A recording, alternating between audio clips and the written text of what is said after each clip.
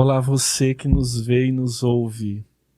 Bem-vindo ao NEPcast, o podcast do Núcleo de Educação Permanente da Secretaria de Saúde de Caruaru.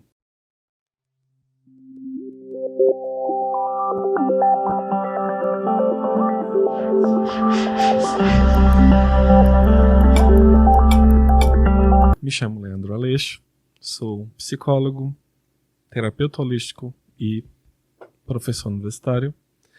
E o tema do podcast de hoje é política LGBT. E estamos hoje com a presença ilustre de Stephanie Festini, que é coordenadora de promoção da política da diversidade, lá no Centro Integrado de Direitos Humanos da Secretaria de Desenvolvimento Social e Direitos Humanos.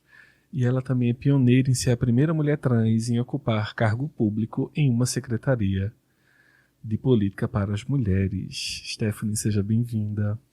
Oi, todos os telespectadores desse podcast maravilhoso.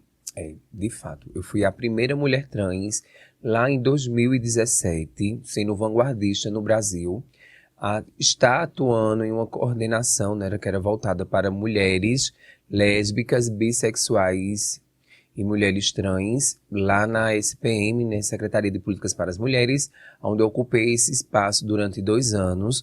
Hoje eu estou enquanto coordenadora de promoção à política da diversidade na Secretaria de Desenvolvimento Social e Direitos Humanos aqui em Caruaru.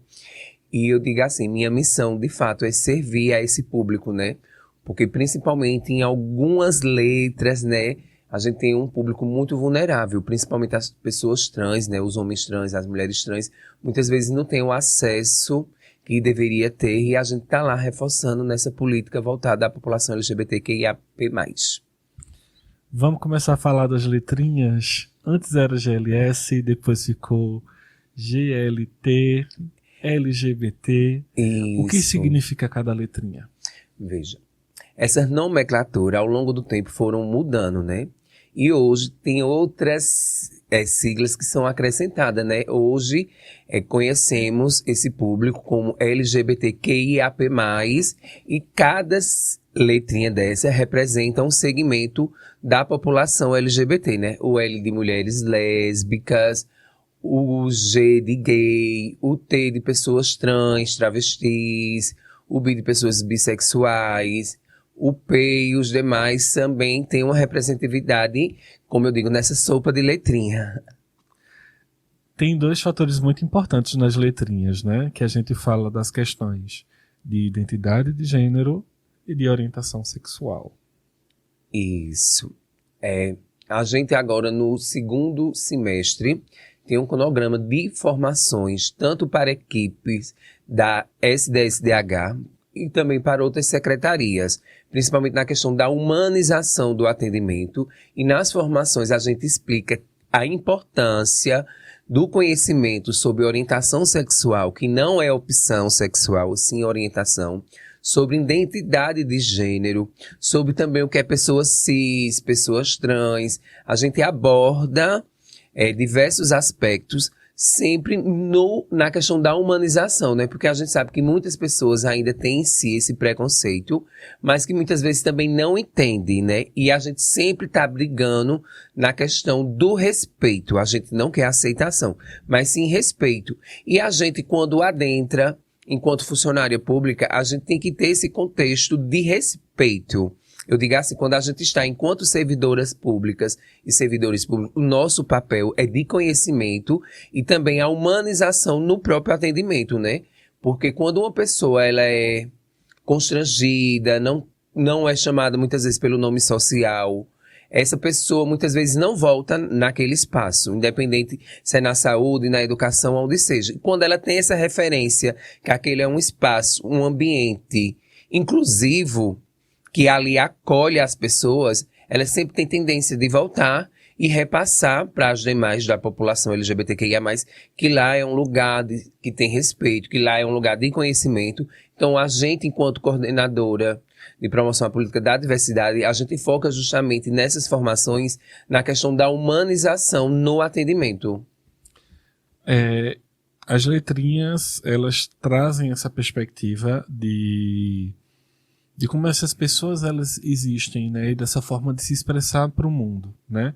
tanto essa existência de quem eu sou, né? Como eu gostaria de me expressar, e de para quem eu direciono o meu afeto, né? De quem eu gosto.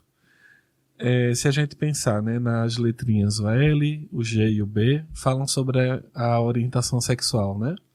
Para onde eu vou direcionar meu afeto. Verdade. Se eu sou uma mulher, gosto de outras mulheres. Se eu sou um homem, gosto de outros homens.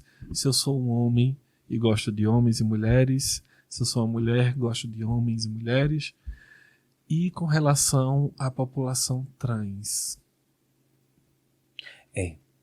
Assim, muitas vezes até me dói, porque assim, eu ter esse protagonismo, assim, praticamente é como se fosse isolado. Porque assim, não é comum da gente ver entre os demais públicos, demais serviços, a gente vê pessoas trans atuando, né? Infelizmente, nós, pessoas trans, somos muito vulneráveis porque muitas vezes somos expulsas das escolas. Algumas de nós nem sequer têm o ensino fundamental, o ensino médio, ou têm alguma graduação porque não conseguiram, entendeu? Ou muitas dizem assim, é porque a maioria das travestis só tem a prostituição como questão de ganha-pão. E não é. Muitas vezes a gente é forçada a levar para o caminho da prostituição, porque, além de ser vantajoso, é como se fosse tipo algo que é necessário, porque as portas são fechadas. Muitas vezes eu digo assim, quando uma mulher trans, ela passou por alguma formação, qualificação, e está bem avançada e leva um currículo, e uma mulher cis também leva um currículo e não tem essa graduação ou essa qualificação, sempre isso acontece que os contratantes olham os currículos, mesmo vendo que essa travesti, essa mulher trans, tem um bom currículo, muitas vezes não contrata só pelo simples fato de ser uma mulher trans, de ser uma travesti, ou até vezes também de ser um homem trans, pela questão que muitas vezes não tem um nome retificado, mas também a falta de oportunidade. A sociedade não consegue enxergar que travestis e transexuais têm capacidade de estar atuando em qualquer lugar, né? Então hoje a gente vê muito difícil advogadas trans, médicas trans. Eu mesmo, advogadas eu conheço por dedo, assim, se for apontar. Médica eu também conheço por dedo, que não é o comum da sociedade, né? Porque a gente, muitas vezes, você da população LGBTQIA+, querem muito direitos. Não, a gente sabe o que é direito, mas a gente também tem consciência do que é dever. Então, o dever da sociedade é nos aceitar enquanto pessoas, independente da orientação sexual, independente da identidade de gênero, e ter esse conhecimento, o que é, né? Porque, infelizmente, a gente vê que o mundo ainda gira na questão do preconceito, mesmo estando no século 20 e pouco, 20 e alguma coisa, no ano 2023, mas a gente vê que o preconceito ainda existe e que esse tabu tem que ser quebrado, entendeu? Através de formação. A gente vê que a própria televisão muitas vezes relata o outro lado da população LGBTQIA+, muitas vezes romantiza até a questão do próprio preconceito, e que isso muitas vezes a própria sociedade tem como exemplo, e não é. Entendeu? A gente também sente dores. É interessante lembrar e apontar de que a população LGBT não foi invenção de agora, não, né? Sempre existiu pessoas trans desde que o mundo é mundo. O que a gente tem hoje talvez seja a maior visibilidade e uma maior garantia de direitos dessas pessoas. E se a gente, assim, for fazer uma autoanálise, né? Até a própria orientação, ela vai sendo construída de uma maneira natural. Ninguém torna-se gay, ninguém torna-se lésbica, ou a questão da própria identidade de gênero, ela é construída conforme a gente tem esse reconhecimento, né? Quando eu estou fazendo uma formação, eu sempre pergunto às pessoas, quando foi que você se tornou hétero? Aí muita gente diz, não, eu já nasci hétero. Eu digo, como assim? Entendeu? Então, muitas vezes as pessoas não têm esse conhecimento e muitas vezes pensam que isso é forçado ou que isso é ensinado por conta de um amigo. Não, minha gente. A nossa orientação sexual, independente se ela é hétero, gay, lésbica, bissexual, assexuado, pansexual, é uma construção que é natural das nossas características. A gente vai se descobrindo enquanto nossa orientação sexual. A nossa identidade ela é construída conforme um desejo avesso do que aquilo que muitas vezes as pessoas nos determinam enquanto sexo biológico. E para ser homens e mulheres, não tem necessidade daquele órgão genital, porque tem pessoas intersexuais que tiveram, pela biologia, a questão de ter 2 órgãos genitais.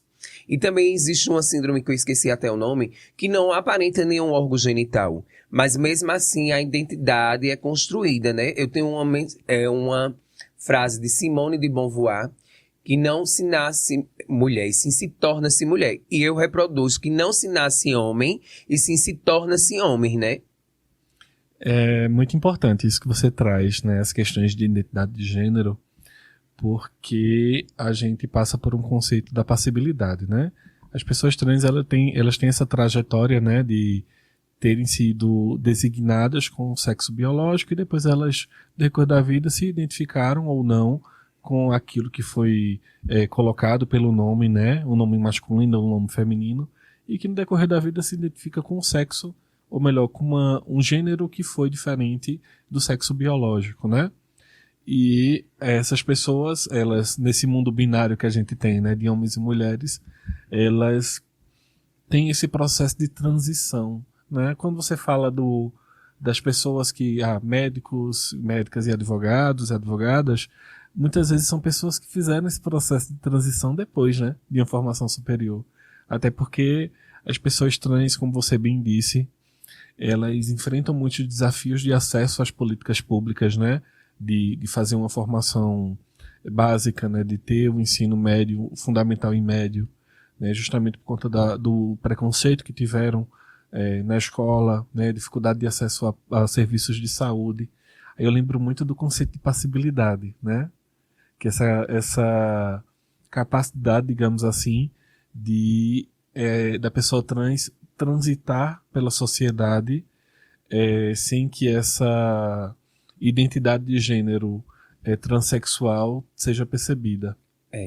Eu acho assim, a passibilidade é tipo como se fosse um padrão imposto sobre a questão da própria normatividade da heterossexualidade padrão, ou se não, como muito heteronormatividade, né? Então, assim, a gente tem que ver que nós, enquanto seres, independente de cis ou trans, a gente são pessoas que somos diversos e tem diversos aspectos, mas muitas vezes as pessoas sempre querem, tipo, fazer uma nomenclatura na questão da aparência, na questão da passabilidade. Quando, assim, muitas vezes, eu sou uma pessoa pública, né, em Caruaru, então, assim, quando eu passo por algum lugar que as pessoas não me conhecem, eu passo de boa enquanto uma mulher cis normal.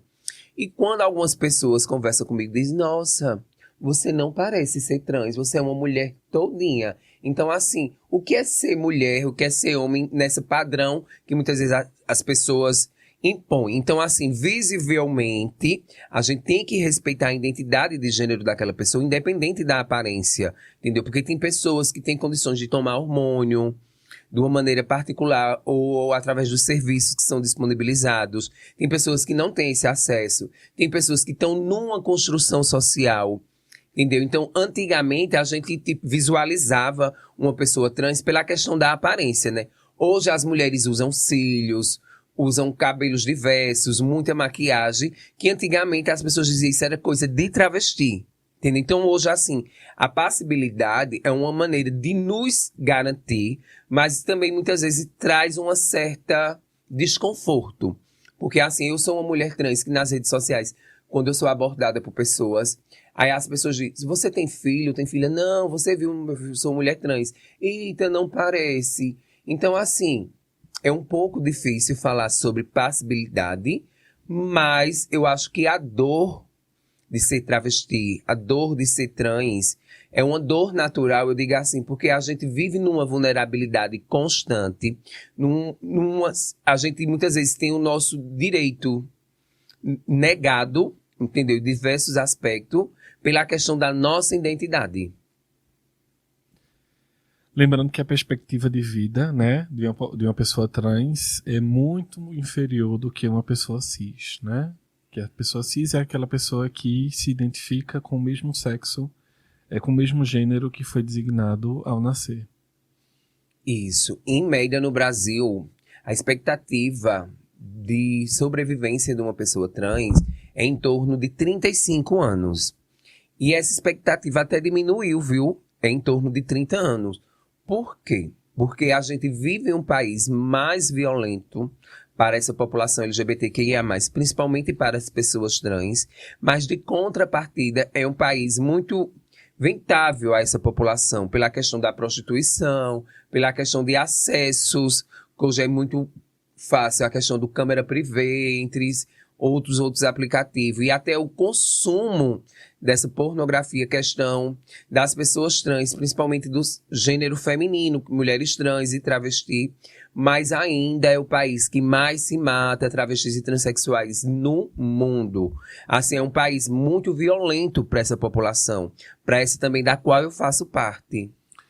Ao mesmo tempo que é o país que mais traz a violência para a população trans,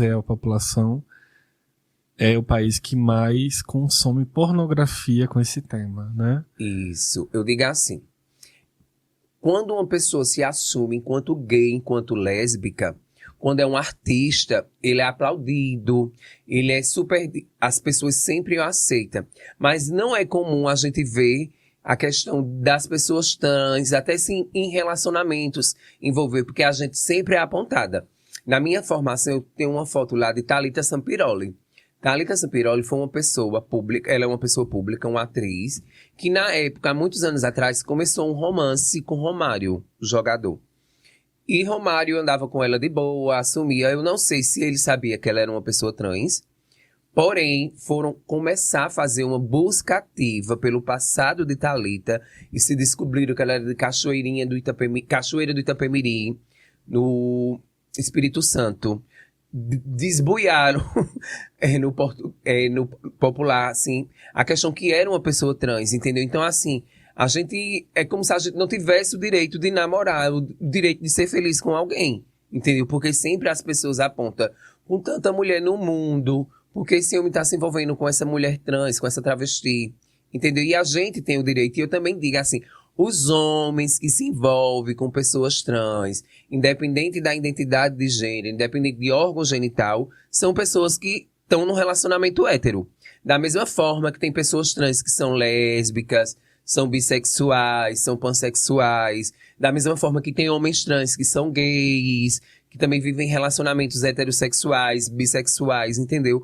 Porque, independente da orientação sexual, pessoas trans têm uma identidade construída visivelmente e aparentemente, entendeu? Então, assim, e também tem que se pôr enquanto homem, enquanto mulher, porque independente até do órgão genital, que muitas vezes sempre as pessoas estão ali. Da mesma forma que tem pessoas trans que têm o desejo de fazer essa correção através de cirurgia para ter um órgão genital funcionando ali perfeitinho, enquanto mulher biológica.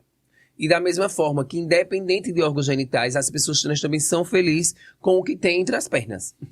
E é muito importante, né? Porque a gente está na mesma pauta da diversidade, mas são dois blocos totalmente diferentes, né? Identidade de gênero é diferente de orientação sexual, né? A forma como eu me identifico enquanto sujeito, minha orientação sexual, a forma como eu direciono o meu afeto. Quem eu sou não interfere de quem eu gosto.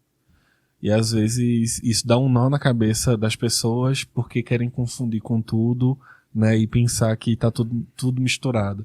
E não é bem assim. A pauta da diversidade fala mais sobre essa ideia de que nós podemos ser de várias formas e nós podemos gostar das pessoas ou não gostar da forma como a gente preferir. E isso não vai afetar a vivência das outras pessoas de forma alguma. E eu digo assim, a gente enquanto população LGBTQIA+, somos pessoas, entendeu? Pessoas cisgêneras, ela se reconhece, independente da orientação sexual, com a genitália, com tudo. Pessoas trans, por exemplo, uma mulher trans, ela nasceu com um órgão genital masculino, com características que as pessoas falavam, não, é um homem, é uma criança, é um menino, mas ao longo da vida ela não se vê naquele corpo, não se vê naquele trejeito que muitas vezes as pessoas gostam de impor, que brincadeiras de menino, brincadeira de meninas, até cor também, eu digo que não tem gênero, né? Porque existe uma ministra que diz que menino veste azul e mulher e menina veste rosa. Mas eu sempre relato que essa cor de azul, essa cor rosa, ela pode ser usada por diversos aspectos, por diversas orientações sexuais e identidade. Cores, ela não tem gênero. Cores têm pigmento, cores têm tons, entendeu? Mas não tem gênero. Então não existe uma cor masculina e uma cor feminina. Ainda bem que é ex-ministra, né? Ó, vamos falar um pouquinho sobre as políticas públicas que a gente tem em oferta para a população LGBT. Eu acho que o que mais fala, né, o que mais chama a atenção e que, de fato, merece ter toda a atenção são as políticas voltadas à população trans, né? Eu acho que já faz um bom tempo que os serviços de saúde, os serviços públicos como toda a educação, a assistência social, garantem o uso do nome social.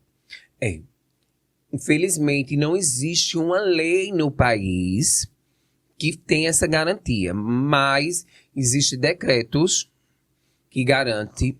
O Supremo Tribunal de Justiça, ele sempre foi a favor da política LGBT, permitindo até a questão do casamento entre pessoas do mesmo sexo, e também permite que travestis e transexuais façam essa correção de pronome, nome e de gênero, indo direto ao cartório, porque antigamente tinha que entrar na justiça. Nós, enquanto coordenadora, acompanhamos esse público que tem esse desejo de fazer essa retificação. A gente também faz formações com o setor privado e com as secretarias em relação para elas que têm esse conhecimento sobre a diversidade. A gente faz campanhas, a gente também faz alusões a datas que são importantes para o calendário LGBTQIA+, como Dia da Visibilidade Trans, Dia da Visibilidade Lésbica, Dia do Orgulho LGBT, Dia Internacional do Enfrentamento à LGBTfobia. No São João de Caruaru, a gente faz um trabalho desde 2017, que é sinalizando os banheiros, enquanto banheiros de mulheres e banheiros masculinos, como cis e trans, para que essas pessoas trans sinta-se segura e ir ao banheiro, porque existe também essa discussão de banheiro, que é uma discussão, acho que, desnecessária, porque as pessoas vão ao banheiro para fazer uma necessidade fisiológica de desejo. O banheiro não é compartilhado quando a gente vai fazer nossas necessidades. A gente não fica nu de frente dos outros, nesse sentido, como muitas pessoas apontam. Porque se eu ver uma trans dentro de um banheiro feminino e minha filha estiver lá, minha gente, parem com isso. O banheiro da nossa casa não tem gênero. É transitado pela população que mora naquela casa. E mesmo assim é uma coisa individual quando a gente vai a esse aparelho. E nossas políticas estão voltadas diversamente nesse sentido do fortalecimento da construção, junto com os movimentos sociais de Caruaru, junto com as demais secretarias. No município também, que você fez parte dessa construção, existem algumas unidade de saúde que faz esse acompanhamento psicológico, esse acompanhamento da hormonoterapia.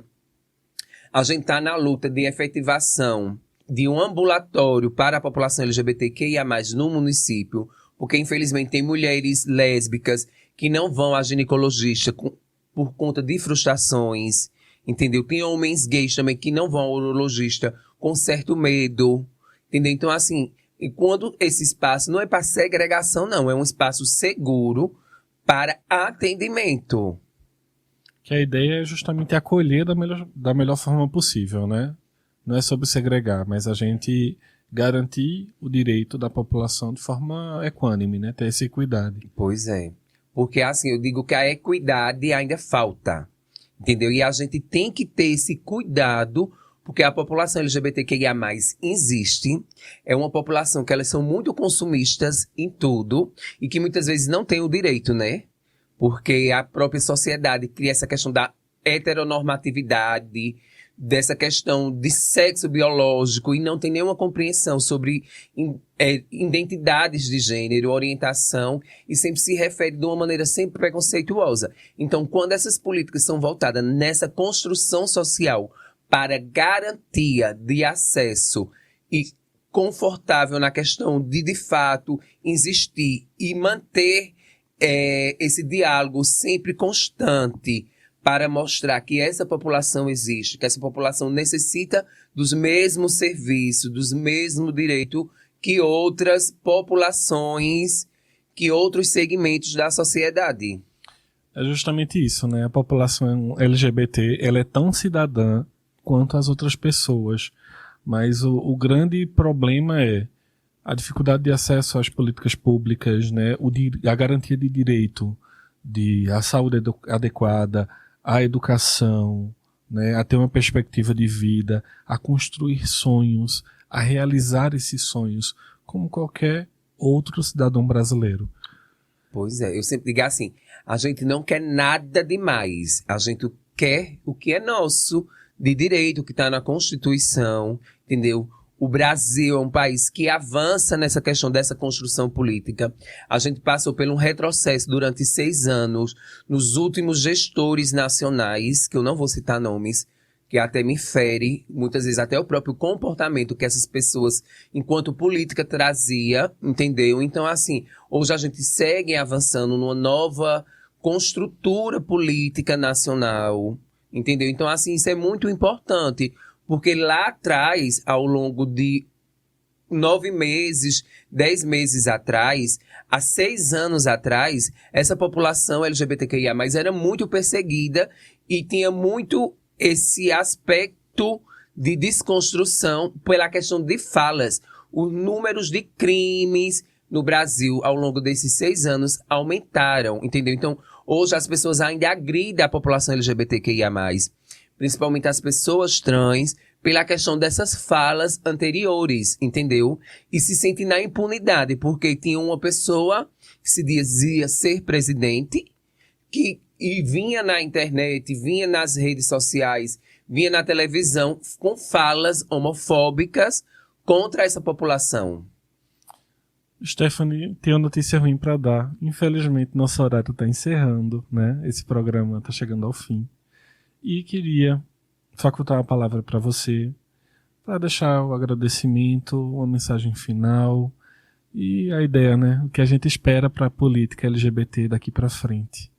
Leandro, muito obrigada. Eu quero dizer que eu estou enquanto coordenadora de promoção à política da diversidade.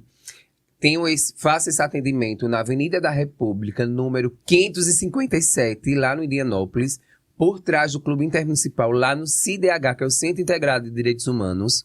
Além de minha coordenação, lá existe Juventude Vitalina, coordenação de pessoas com deficiências, idosos. É um centro integrado com diversas políticas que faz parte da Secretaria de Desenvolvimento Social e Direitos Humanos. Se você tiver esse interesse de ir lá para entender um pouco do que é essa coordenação da qual eu faço parte, fiquem à vontade. Quero agradecer mais uma vez o convite da Secretaria de Saúde, seu convite de estar aqui mais uma vez.